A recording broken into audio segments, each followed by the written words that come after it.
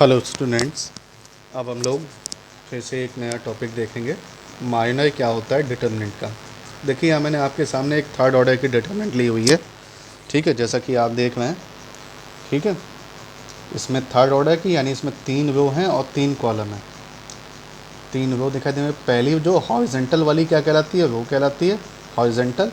तो हॉरिजेंटल ये आपको 3 लाइन्स दिखाई दे रही हैं, यानी ये 3 रो हो गई। और वर्टिकल वाली ये 3 दिखाई दे रही हैं, 3 कॉलम हो गए। ठीक है, जो डिटर्मिनेंट होती है उसमें नंबर ऑफ रो और कॉलम क्या होते हैं, सेम होते हैं। अब माइनर क्या होता है, ठीक है, वो देखते हैं भाई। अगर हमें जो माइनर जो निकलता है वो हर एक एलिमेंट का होता है। तो यहाँ पे आपको दिखाई देंगे कितने एलिमेंट, 9 एलिमेंट। तो 9 एलिमेंट के कितने होंगे, 9 माइनर होंगे। ठीक है, माइनर निकालना सीख रहे हैं तो जितने एलिमेंट होंगे उतने ही माइनर होंगे। तो यहाँ पे 9 एलिमेंट है, 9 माइनर होंगे। हमने आपको 3 निकाल के बताया गया है कि किस तरह से माइनर निकालते हैं। ए आई जे यानी आईएथ रो जेथ कॉलम का एलिमेंट। ठीक है, ठीक है, ए आई जे का मतलब क्या होगा, जैसे यहाँ पे A11 लिखा हुआ इसका मतलब फर्स्ट रो फर्स्ट कॉलम का एलिमेंट। ये लिखा हुआ A31 यानी इसका मतलब थर्ड रो फर्स्ट कॉलम का एलिमेंट। ठीक है, A22 का मतलब सेकंड रो सेकंड कॉलम का एलिमेंट। A32 का मतलब थर्ड रो सेकंड कॉलम का एलिमेंट। ठीक है, थर्ड रो सेकंड कॉलम, है ना। तो हमें मान लीजिए निकालना है, हमने यहाँ पे जैसे निकाल के दिखाया गया आपको। माइनर को जो रिप्रेजेंट करते हैं एलिमेंट को, तो आप जानते हैं कि स्मॉल लेटर से A11 A12 इस तरह से जो माइनर होगा एलिमेंट A11 का उसे बेटा M11 से रिप्रेजेंट करेंगे। ठीक है, जैसे हमने यहाँ पे इन जनरल एलिमेंट को AIJ, तो माइनर को MIJ से, कैपिटल MIJ यानी आईएथ वो जेथ कॉलम का माइनर, जेथ कॉलम वाले, है ना, आईएथ वो जेथ कॉलम वाले माइनर का एलिमेंट का माइनर। ठीक है, अब अपन माइनर कैसे निकालते हैं, जैसे आपने देखा फर्स्ट वो फर्स्ट कॉलम का एलिमेंट का माइनर निकालना। तो फर्स्ट वो फर्स्ट कॉलम, है ना, यानी पहली रो को और पहले कॉलम को डिलीट करने के बाद, पहली रो पहले कॉलम को डिलीट करने के बाद में जो भी बचेगा।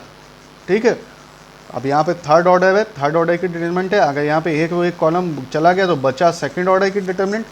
तो ये सेकंड ऑर्डर की डिटर्मिनेंट जो बचती है A22 A23 A32 A33, ये क्या कहलाती है, माइनर कहलाती है। किस एलिमेंट का, A11 एलिमेंट का। इसे हमने M11 से रिप्रेजेंट किया हुआ है। देखिए हुआ क्या, इसमें A11 एलिमेंट का माइनर निकालना था, तो A11 यानी पहली रो पहले कॉलम का, तो पहली रो को डिलीट कर दिया और पहले कॉलम को डिलीट कर दिया, बचा ये वाला पोर्शन।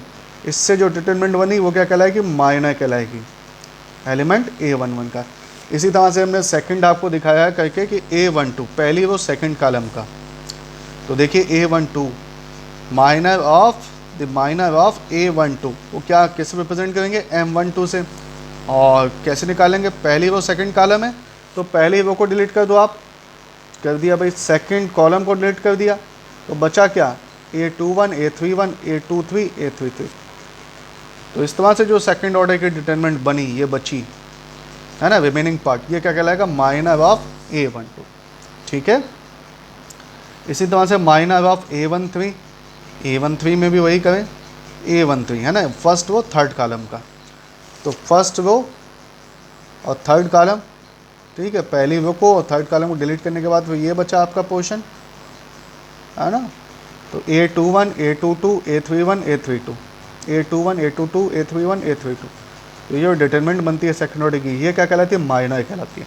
तो इस तरह से 3 एलिमेंट के हमने बताए आपको, इस तरह से 6 एलिमेंट और बचे रह गए।